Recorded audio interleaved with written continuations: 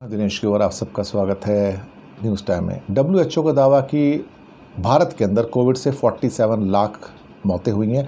New York times ने कहा, even India के भी कुछ पेपर भास्कर ग्रुप के थे या संदेश ग्रुप थे, उन्होंने भी कहा कि करीब 47 लाख मौतें इंडिया में हुई हैं।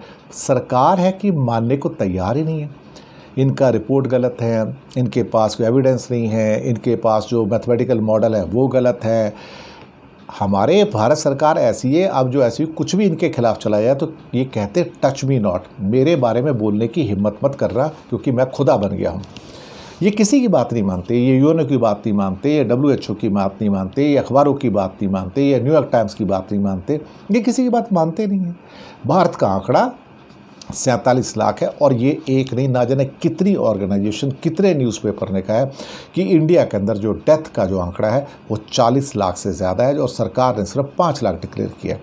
और WHO के प्रमुख टेड्रोस गैब्रियस ने भी इस आंकड़े को गंभीर बताया। उनका कहना है कि इससे देशों को सीखना चाहिए कि आप सही रिपोर्टिंग क्यों नहीं करते हो।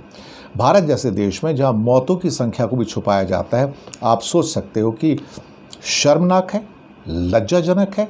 और भारत जो लोकतांत्रिक देश है, अपनी नैतिकता की बात करते हैं और वहाँ पर इस किस्म के आंकड़े दिए जाते हैं जो किसी भी हाल में ठीक ठाक नहीं है, तो उसके ऊपर धमकी देना कि आप बताओ मॉडल क्या है, कुछ नहीं है। ये एक तरह से कहा जाता है अनैतिकता भी है और एक तरह से कहा जाए तो ये बिल्कुल और बिल्कुल गलत भी है।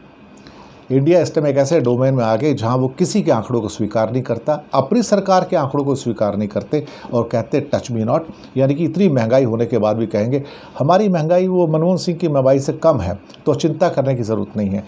अब क्या करें, आंकड़ों के साथ खेलना शुरू करें या आंकड़ों की सब्जी बनाएं या आंकड़ों की दाल बनाएं या आंकड़ों की चपाती बनाएं? क्या करें हम आंकड़ों की? अल्टीमेटली नहीं कर सकते ना।